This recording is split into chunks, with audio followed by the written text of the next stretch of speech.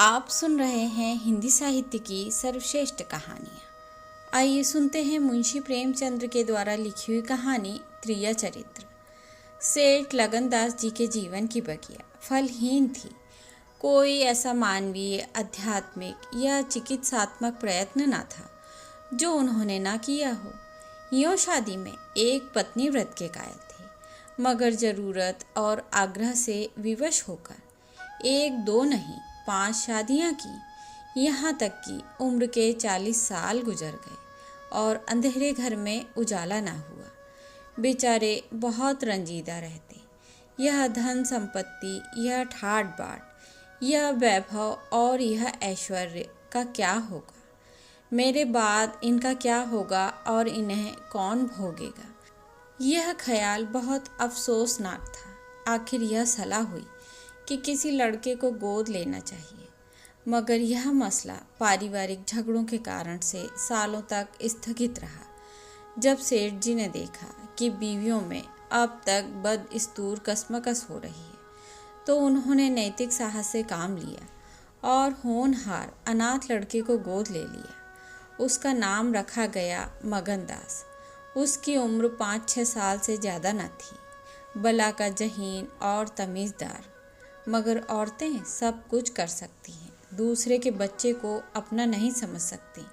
यहाँ तो 5 औरतों का साजा था। अगर एक उसे प्यार करती तो बाकी 4 औरतों का फर्ज था कि उससे नफरत करें। हाँ, सेठ जी उसके साथ बिल्कुल अपने लड़के की सी मोहब्बत करते थे। पढ़ाने को मास्टर रखें, सवारी के लिए घोड़े, रईसी ख्याल के आदमी थे। राग रंग का सामान भी मुहैया था। गाना सीखने का लड़के ने शौक किया तो उसका भी इंतजाम हो गया। जब मगनदास जवानी पर पहुंचा तो रईसाना दिलचस्पियों में उसे कमाल हासिल था। उसका गाना सुनकर उस्ताद लोग कानों पर हाथ रखते। साहसवर ऐसा कि दौड़ते हुए घोड़े पर सवार हो जाता। डील डॉल शक्ल सूरत में उसका सा अलबेला जवान दिल्ली में कम होगा। शादी का मसला पेश हुआ। नागपुर के करोड़पति सेठ मक्खन लाल बहुत लहराए हुए थे। उनकी लड़की से शादी हो गई। धूमधाम का जिक्र किया जाए तो किस्सा वियोग की रात से भी लंबा हो जाए। मक्खन लाल का उसी शादी में दिवाला निकल गया। इस वक्त मगनदास से ज़्यादा ईर्ष्या के योग्य आदमी और कौन होगा?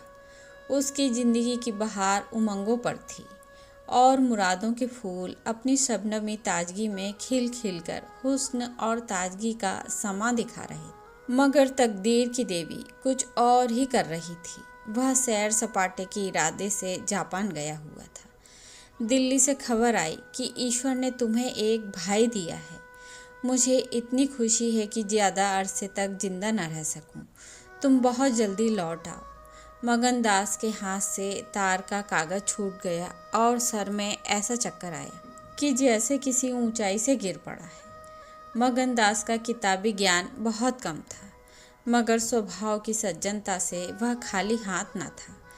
हाथों की उदारता ने जो समृद्धि का वरदान है, हृदय को भी उदार बना दिया था। उसे घटनाओं की इस काया पलट से दुख तो जरूर हुआ, आखिर इंसान ही था।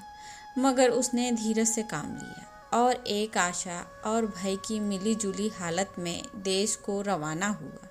रात का वक्त था। जब अपने दरवाजे पर पहुंचा तो नाच गाने की महफिल सजी देखी। उसके कदम आगे न बढ़े, लौट पड़ा और एक दुकान के चबूतरे पर बैठकर सोचने लगा कि अब क्या करना चाहिए।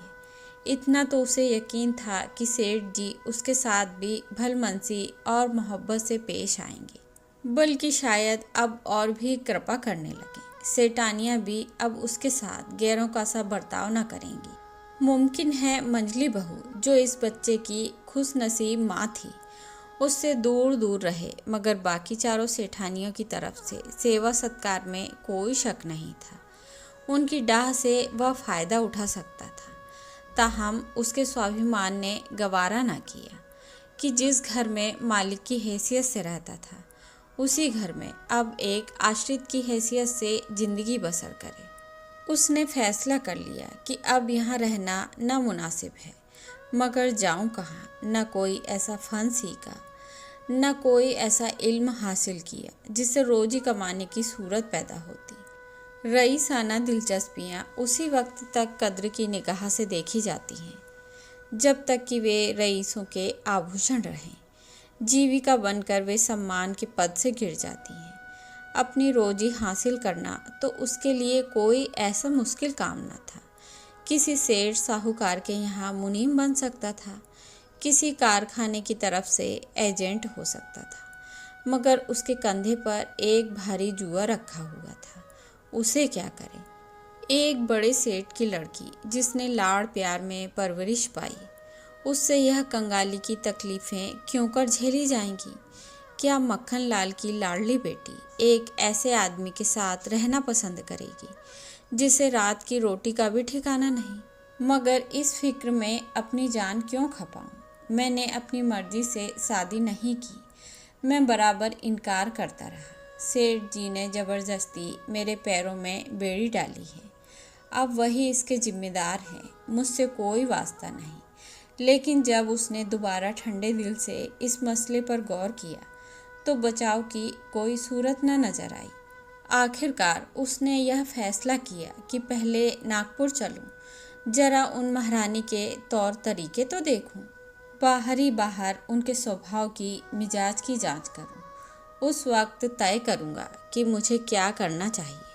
अगर रहीसी की बू उनके दिमाग से निकल गई और मेरे साथ रूखी रोटियां खाने उन्हें मंजूर हैं तो इससे अच्छा फिर और क्या। लेकिन अगर वह अमीरी ठाट बाट के हाथों बिकी हुई है तो मेरे लिए रास्ता साफ है।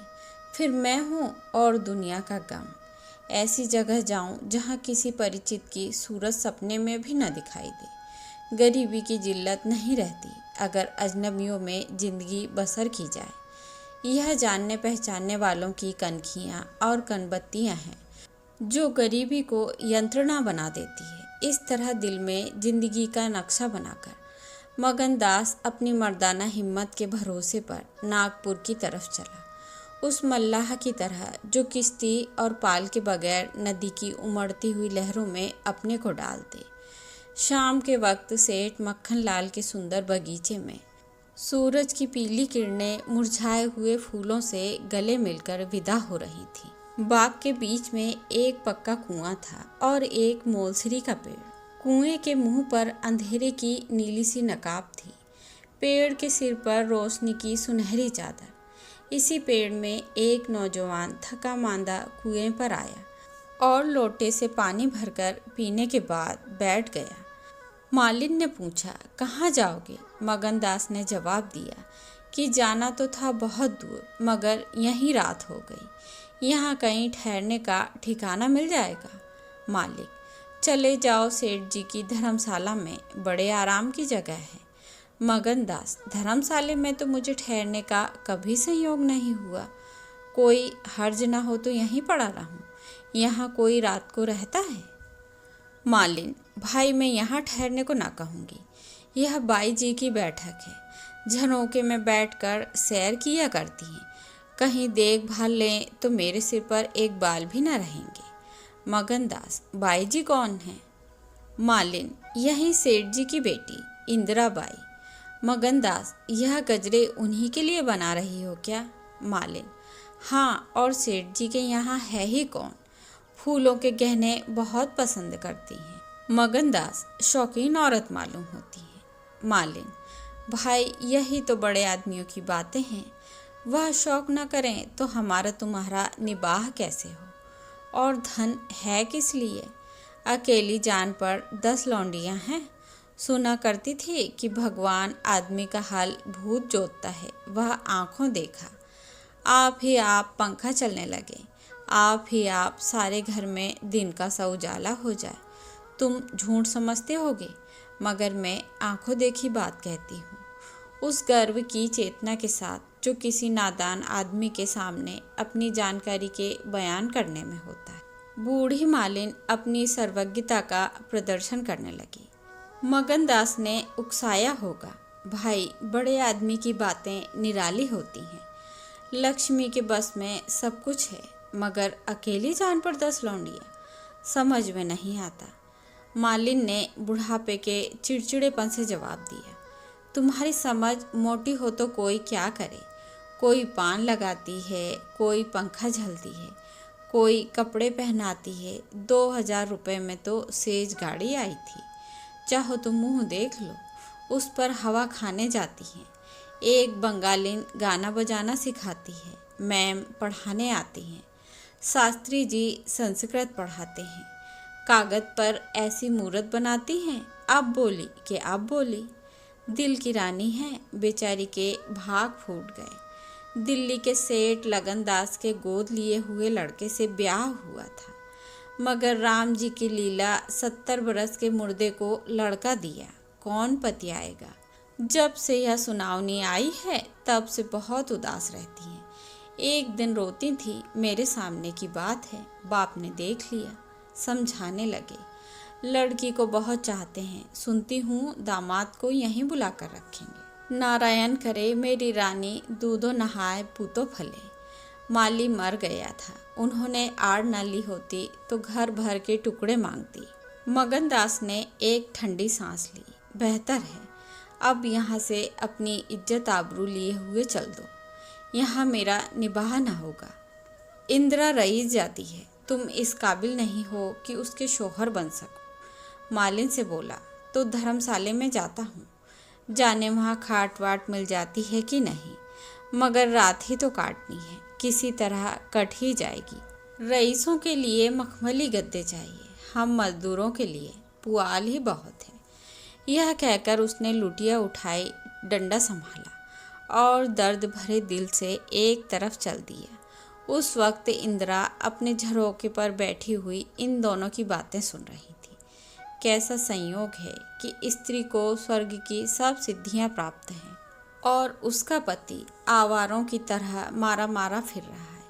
उसे रात काटने का ठिकाना नहीं। मगनदास निराश विचारों से डूबा हुआ शहर से बाहर निकल आया और एक सराय में जा ठहरा, जो सिर्फ इसलिए मशहूर थी कि वहाँ शराब की एक दुकान थी। यहाँ आसपास से मजदूर लोग आकर अपने दुख को भुलाया करते थे। जो भूले भटके मुसाफिर वहाँ ठहरते, उन्हें होशियारी और चौकसी का व्यवहारिक पाठ मिल जाता था। मगनदास थका मांदा ही एक पेड़ के नीचे चादर बिछाकर सो रहा और जब सुबह की नींद खुली तो उसे किसी पीर औलिया के ज्ञान की सजीव दीक्षा का चमत्कार दिखाई पड़ा, जिसकी पहली मंजिल वैराग्य है।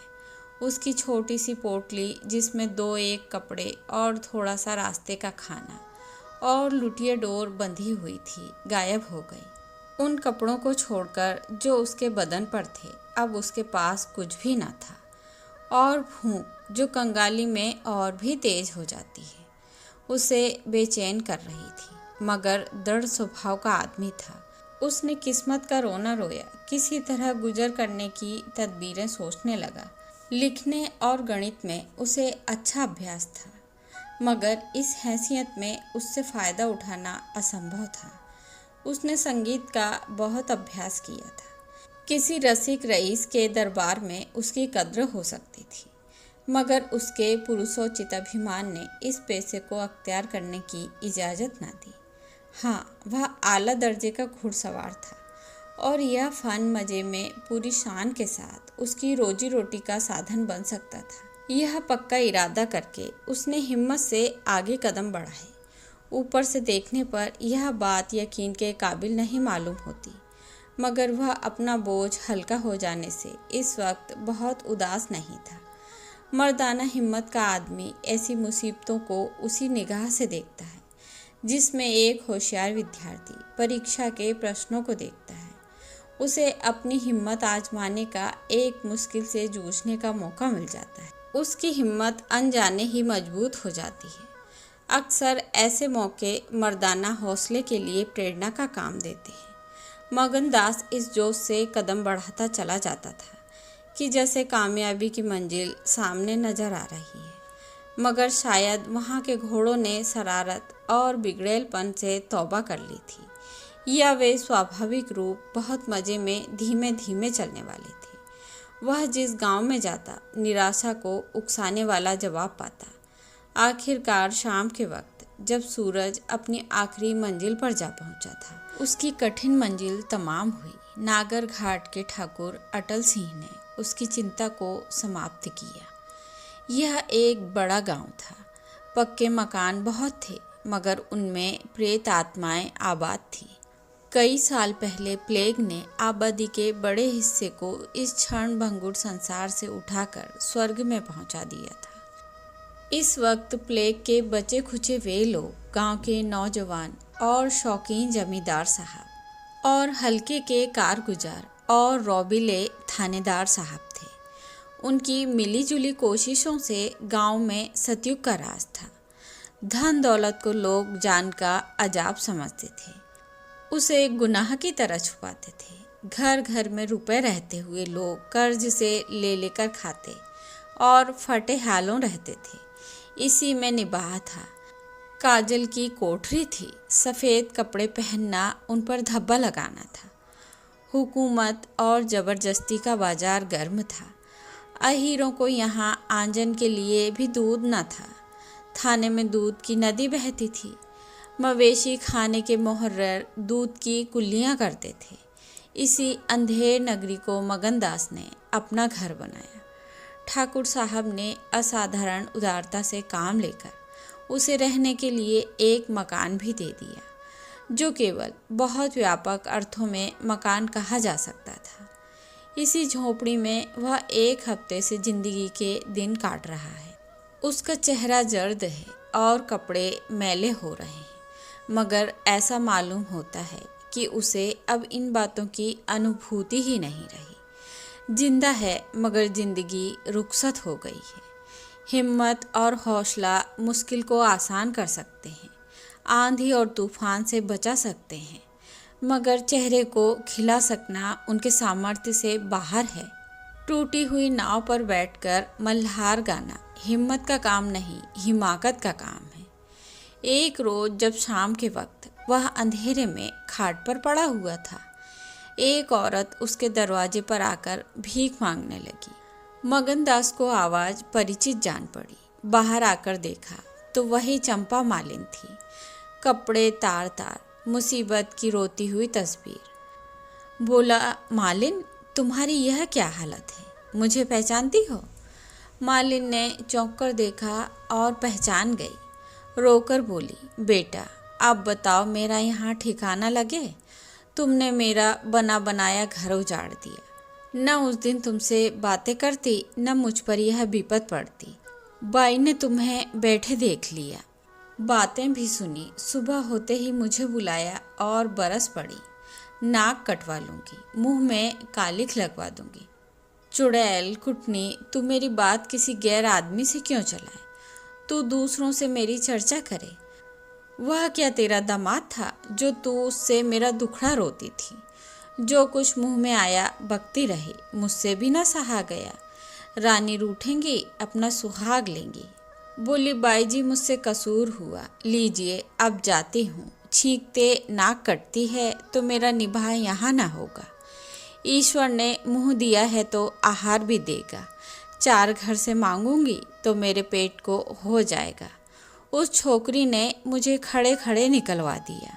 बताओ, मैंने तुमसे उसकी कौन सी शिकायत की थी? उसकी क्या चर्चा की थी? मैं तो उसका बखान कर रही थी। मगर बड़े आदमियों का गुस्सा भी बड़ा होता है। अब बताओ, मैं किसकी होकर रहूं? 8 दिन इसी दिन तरह टुकड़े मांगते हो गए। एक भतीजी उन्हीं के यहाँ लौंडियों में नौकर थी। उसी दिन उसे भी निकाल दिया।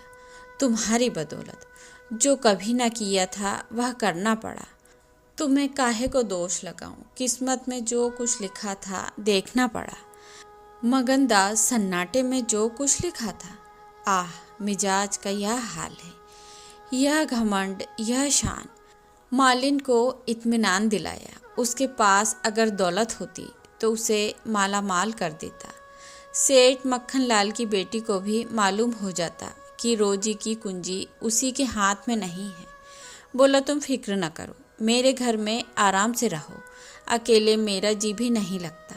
सच कहो तो मुझे तुम्हारी तरह एक औरत की तलाश थी। अच्छा हुआ तुम आ गई। मालिन ने आंचल फैलाकर आशीष दिया। बेटा, तुम जुग जुग जियो, बड़ी उम्र हो। यहाँ कोई घर मिले तो मुझे दिलवा दो। मैं यहीं रहूँगी तो मेरी भतीजी कहाँ जाएगी? वह बेचारी शहर में किसके आसरे रहेगी? मगन लाल के खून में जोश आया। उसके स्वाभिमान को चोट लगी। उन पर यह आफत मेरी लाई हुई है। उनकी इस हालत का जिम्मेदार मैं हूँ। बोला, कोई हर्ज ना हो तो उसे भी यहाँ ले आओ। मैं दिन को यहाँ बहुत कम रहता हूँ। रात को बाहर चारपाई डालकर पड़ा रहा करूँगा।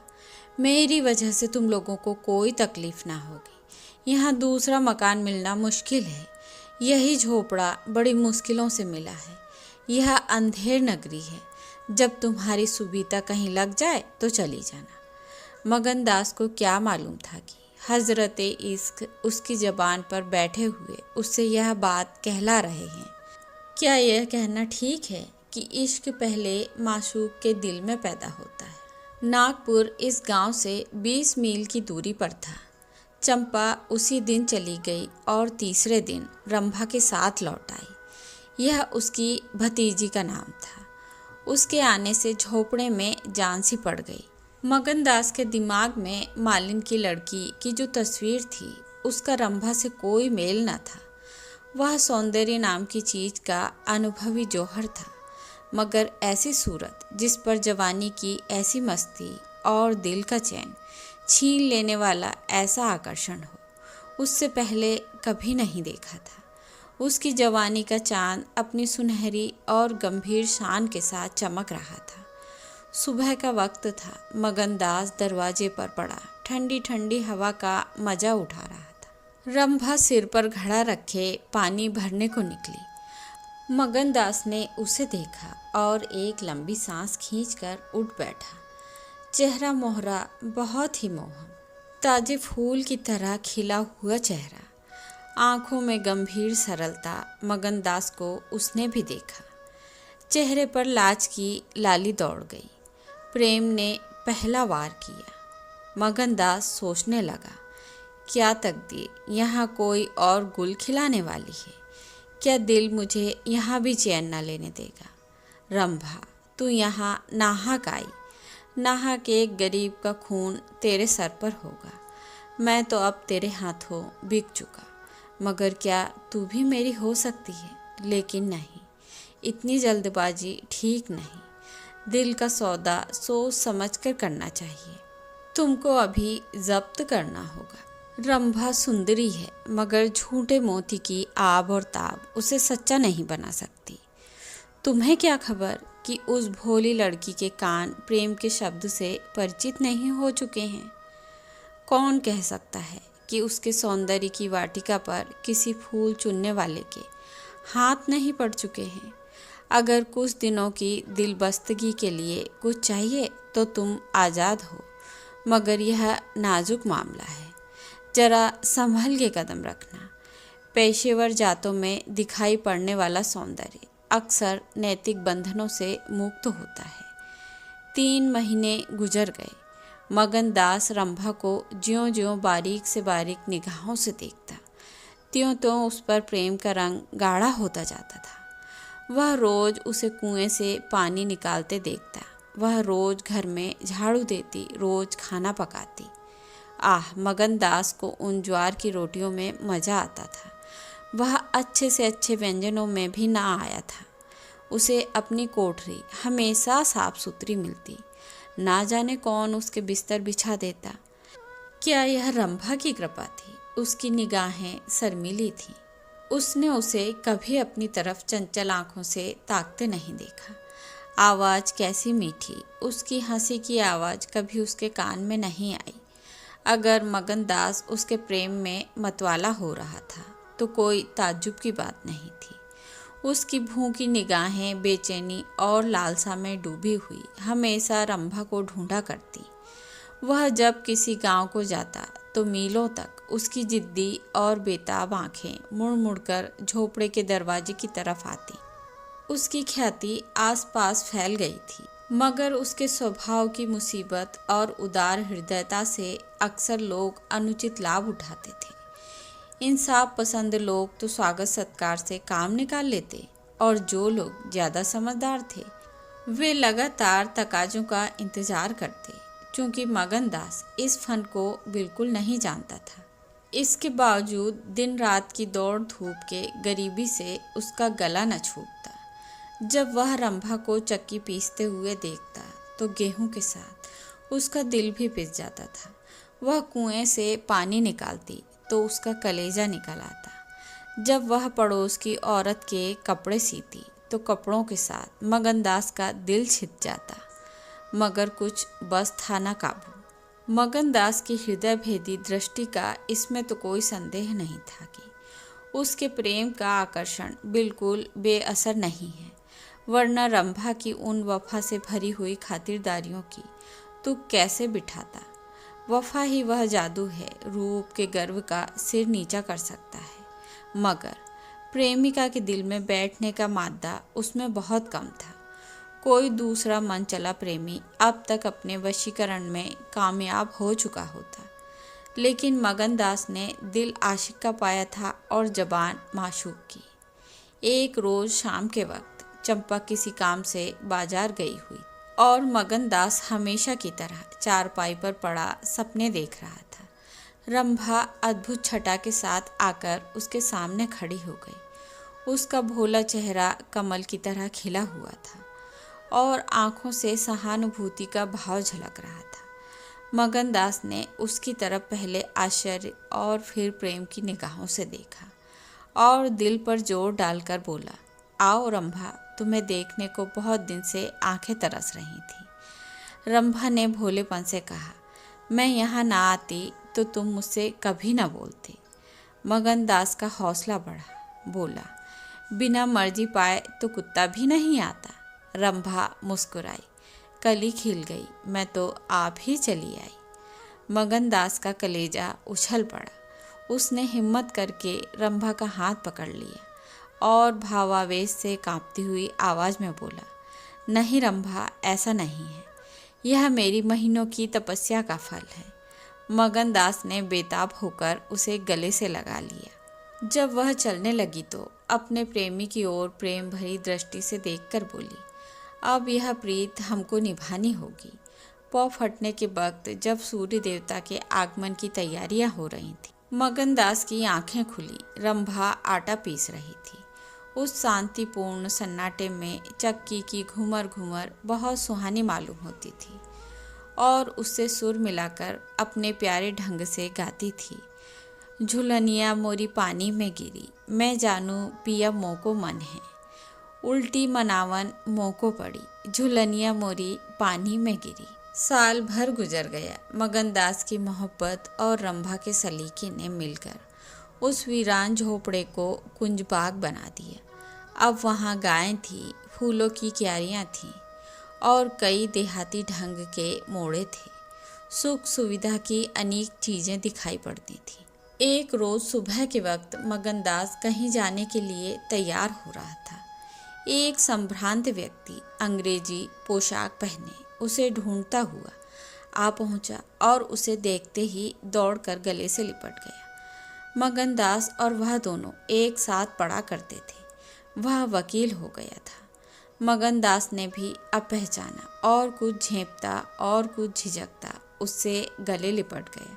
बड़ी देर तक दोनों दोस्त बातें करते रहे। बातें क्या थीं? घटनाओं और संयोगों की एक लंबी कहानी थी। कई महीने हुए सेठ लगन का छोटा बच्चा चेचक की नज़र हो गया। सेठ जी ने दुख के मारे आत्महत्या कर ली और अब मगनदास सारी जायदाद, कोठी, इलाके और मकानों का एक छत्र स्वामी था। सेठानियों में आपस में झगड़े हो रहे थे। कर्मचारियों ने गबन को अपना ढंग बना रखा था। बड़ी सेठानी उसे बुलाने के लिए खुद आने को तैयार थी, मगर वकील साहब ने उन्हें रोका था। जब मगनदास ने मुस्कुराकर पूछा, तुम्हें क्यों कर मालूम हुआ कि मैं यहाँ हूँ? तो वकील साहब ने फरमाया, महीने भर से तुम्हारी टोह में हूँ। सेठ मक्खन लाल ने अता पता बतलाया, तुम दिल्ली पहुँचे और मैंने अपने महीने भर का बिल पेश किया। रंभा अधीर हो रही थी कि यह कौन है और इनमें क्या बातें हो रही हैं। 10 बजते बजते वकील साहब मगन दास से 1 हफ्ते के अंदर आने का वादा लेकर विदा हुए। उसी वक्त रंभा आ पहुंची और पूछने लगी, यह कौन थे? इनका तुमसे क्या काम था? मगन दास ने जवाब दिया, यमराज का दूत। रंभा, क्या असगुन बकते हो? मगन, नहीं नहीं रंभा, यह असगुन नहीं है, यह सचमुच मेरी मौत का दूत था। मेरी खुशियों के बाग को रौंदने वाला, मेरी हरी भरी खेती को उजाड़ने वाला। रंभा, मैंने तुम्हारे साथ दगा की है, मैंने तुम्हें अपने फरेब के जाल में फंसाया है, मुझे माफ़ करो। मोहब्बत ने मुझसे यह सब करवाया। मैं मगन सिंह ठाकुर नहीं हूँ, मैं सेठ लगन दास का बेटा और सेठ मक्खन लाल का दामाद हूँ। मगन दास को डर था कि रंभा यह सुनते ही चौंक पड़ेगी और शायद उसे जालिम दगाबाज कहने लगे, मगर उसका ख्याल गलत निकला। रंभा ने आंखों में आंसू भरकर सिर्फ इतना कहा, तो क्या तुम मुझे छोड़कर चले जाओगे? मगन दास ने उसे गले लगाकर कहा, हाँ। रंभा, क्यों? मगन, इसलिए कि इंदिरा बहुत होशियार, सुंदर और धनी है। रंभा, मैं तुम्हें न छोड़ूंगी। कभी इंदिरा की लौंडी थी, अब उनकी सौत बनूंगी। तुम जितनी मुझसे मोहब्बत करोगे उतनी इंदिरा को तो न करोगे, क्यों? मगन दास इस भोलेपन पर मतवाला हो गया, मुस्कुराकर बोला, अब इंदिरा तुम्हारी लौंडी बनेगी, मगर सुनता हूँ वह बहुत सुंदर है, कहीं मैं उसकी सूरत पर लुभा ना जाऊँ। मर्दों का हाल तुम नहीं जानती हो, मुझे अपने ही से डर लगता है। रंभा ने विश्वास भरी आंखों से देखकर कहा, क्या तुम भी ऐसा करोगे? जो जी में आए करना, मैं तुम्हें ना छोड़ूंगी। इंदिरा रानी बने, मैं लौंडी रहूंगी, क्या इतने पर भी मुझे छोड़ दोगे? मगन दास की आंखें डबडबा गईं। बोला, प्यारी, मैंने फैसला कर लिया है कि दिल्ली ना जाऊंगा। यह तो मैं कहने ही ना पाया कि सेठ जी का स्वर्गवास हो गया, बच्चा उनसे पहले ही चल बसा था। अफसोस, सेठ जी के आखिरी दर्शन भी ना कर सका। अपना बाप भी इतनी मोहब्बत नहीं कर सकता। उन्होंने मुझे अपना वारिस बनाया है।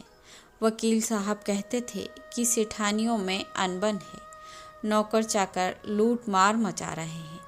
वहाँ का यह हाल है और मेरा दिल वहाँ जाने पर राजी नहीं होता। दिल तो यहाँ है, वहाँ कौन जाए? रंभा जरा देर तक सोचती रही, फिर बोली, तो मैं तुम्हें छोड़ दूंगी। इतने दिन तुम्हारे साथ रही, जिंदगी का सुख लूटा, अब जब तक जीऊंगी इस सुख का ध्यान करती रहूंगी, मगर तुम मुझे भूल तो ना जाओगे। साल में एक बार देख लिया करना इसी झोपड़े में। मगन दास ने बहुत रोका, मगर आंसू ना रुक सके।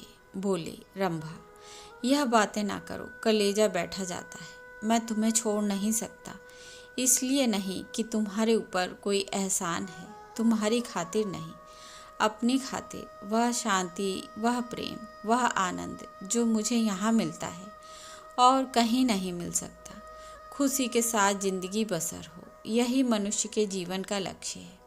मुझे ईश्वर ने यह खुशी यहाँ दे रखी है, तो मैं उसे क्यों छोड़ूं? धन दौलत को मेरा सलाम है, मुझे उसकी हवस नहीं है।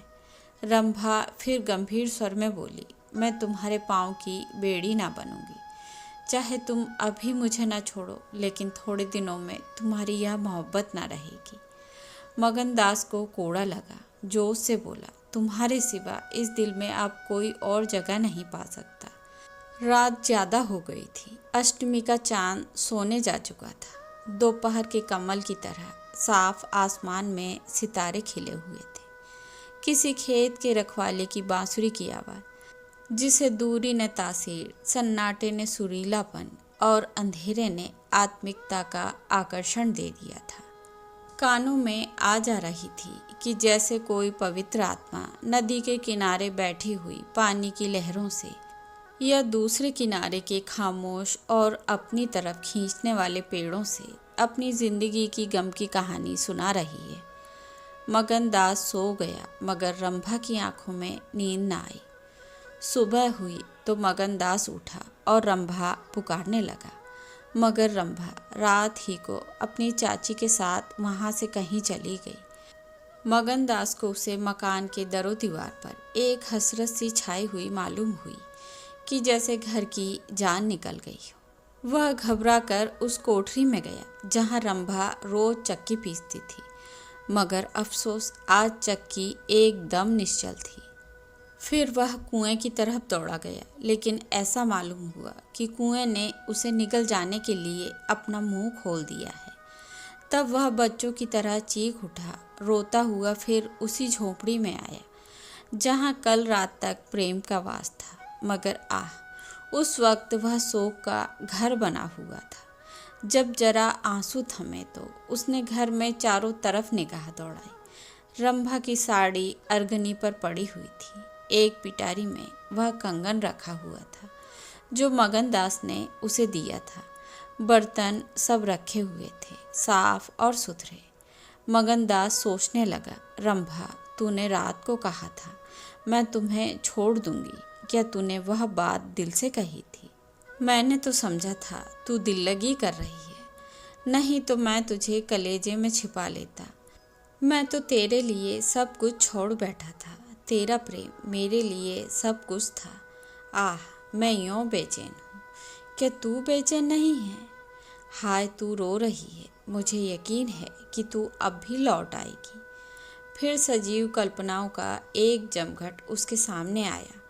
वह नाजुक अदाएं, वह मतवाली आंखें, वह भोली भाली बातें, वह अपने को भूली हुई सी मेहरबानियाँ, वह जीवनदायी मुस्कान, वह आशिकों जैसी दिलजोइयाँ, वह प्रेम का नाश, वह हमेशा खिला रहने वाला चेहरा, वह लचक लचक कर कुएं से पानी लाना, वह इंतजार की सूरत, वह मस्ती से भरी हुई बेचैनी, यह सब तस्वीरें उसकी निगाहों के सामने हसरतनाक बेताबी के साथ फिरने लगी।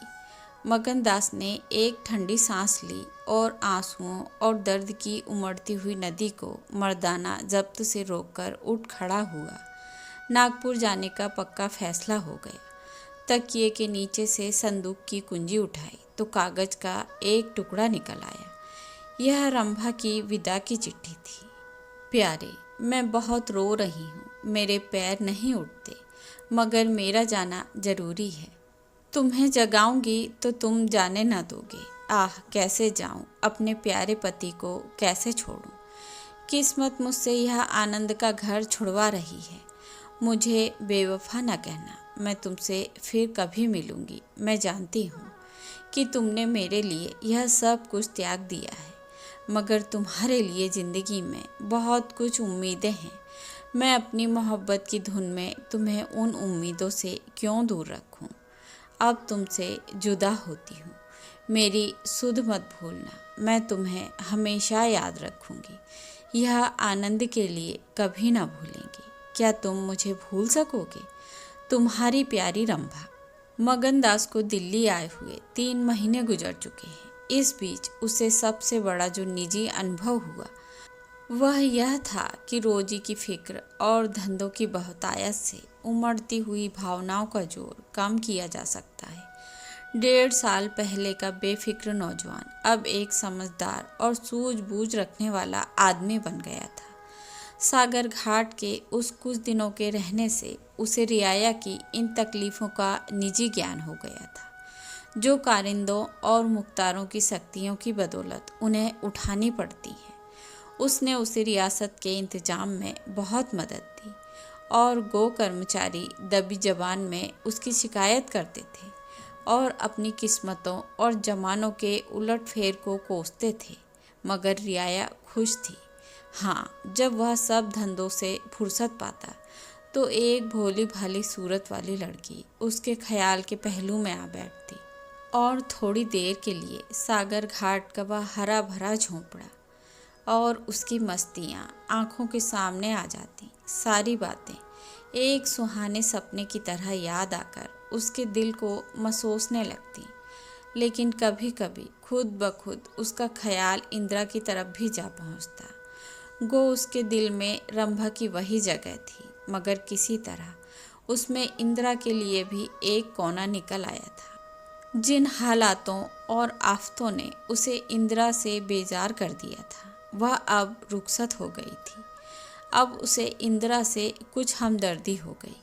अगर उसके मिजाज में घमंड है, हुकूमत है, तकल्लुफ़ है, शान है, तो यह उसका कसूर नहीं। यह रईसजादों की आम कमजोरियां हैं। यही उनकी शिक्षा है।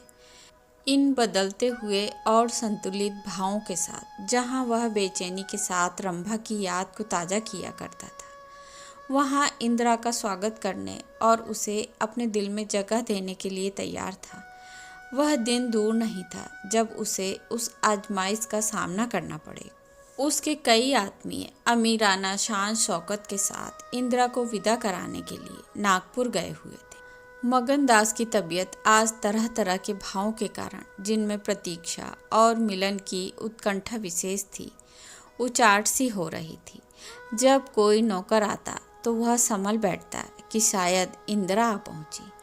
आखिर शाम के वक्त जब दिन और रात गले मिल रहे थे, जनान खाने में जोर शोर के गाने की आवाज़ों ने बहू के पहुंचने की सूचना दी। सुहाग की सुहानी रात थी। 10 बज गए थे। खुले हुए हवादार सहन में चांदनी छिटकी हुई थी। वह चांदनी जिसमें नशा है, आरजू है और खिंचाव है। गमलों में खिले हुए गुलाब और चंपा के फूल चांद की सुनहरी रोशनी में ज़्यादा गंभीर और खामोश नजर आते थे। मगन दास इंदिरा से मिलने के लिए चला। उसके दिल में लालसाएं जरूर थी, मगर एक पीड़ा भी थी। दर्शन की उत्कंठा थी, मगर प्यार से खोली। मोहब्बत नहीं, प्राणों का खिंचाव था जो उसे खींच लिए जाता था। उसके दिल में बैठी हुई रंभा शायद बार बार बाहर निकलने की कोशिश कर रही थी, इसलिए दिल में धड़कन हो रही थी। वह सोने के कमरे के दरवाजे पर पहुंचा। रेशमी पर्दा पड़ा हुआ था। उसने पर्दा उठाया। अंदर एक औरत सफ़ेद साड़ी पहने खड़ी थी। हाथ में चंद खूबसूरत चूड़ियों के सिवा उसके बदन पर एक जेवर भी न था। ज्यों ही पर्दा उठा और मगन दास ने अंदर कदम रखा, वह मुस्कुराती हुई उसकी तरफ बढ़ी। मगन दास ने उसे देखा और चकित होकर बोला, रंभा। और दोनों प्रेमावेश से लिपट गए। दिल में बैठी हुई रंभा बाहर निकल आई थी। साल भर गुजर जाने के बाद एक दिन इंदिरा ने अपने पति से कहा, क्या रंभा को बिल्कुल भूल गए? कैसे बेवफा हो, कुछ याद है? उसने चलते वक्त तुमसे क्या विनती की थी? मगन दास ने कहा, खूब याद है। वह आवाज़ भी कानों में गूंज रही है। मैं रंभा को भोली भाली लड़की समझता था। यह नहीं जानता था कि यह त्रिया चरित्र का जादू है। मैं अपनी रंभा को अब भी इंदिरा से ज़्यादा प्यार करता हूँ। तुम्हें डाह तो नहीं होती? इंदिरा ने हंसकर जवाब दिया, डाह क्यों हो? तुम्हारी रंभा है तो क्या मेरा मगन सिंह नहीं है? मैं अब भी उस पर मरती हूँ। दूसरे दिन दोनों दिल्ली से एक राष्ट्रीय समारोह में शरीक होने का बहाना करके रवाना हो गए और सागर घाट पर जा पहुँचे। वह झोपड़ा, वह मोहब्बत का मंदिर, वह प्रेम भवन फूल और हरियाली से लहरा रहा था। चंपा मालिन उन्हें वहाँ मिली। गांव के जमींदार उनसे मिलने के लिए आए। कई दिन तक फिर मगन सिंह को घोड़े निकालना पड़े। रंभा कुएं से पानी लाती, खाना पकाती, फिर चक्की पीसती और गाती। गांव की औरतें फिर उससे अपने कुर्ते और बच्चों की लेसदार टोपियां सिलाती। हाँ, इतना ज़रूर कहती कि उसका रंग कैसा निखर आया है, हाथ पांव कैसे मुलायम पड़ गए हैं। किसी बड़े घर की रानी मालूम होती है, मगर स्वभाव वही है। वही मीठी बोली है, वही मुरव्वत, वही हंसमुख चेहरा। इस तरह एक हफ्ते इस सरल और पवित्र जीवन का आनंद उठाने के बाद दोनों दिल्ली वापस आए। और अब 10 साल गुजरने पर भी साल में एक बार उस झोपड़े के नसीब जागते हैं। वह मोहब्बत की दीवार अभी तक उन दोनों प्रेमियों को अपनी छाया में आराम देने के लिए खड़ी है। तो यह थी मुंशी प्रेमचंद के द्वारा लिखी हुई कहानी त्रिया चरित्र। आशा करती हूँ आप सभी को पसंद आएगी।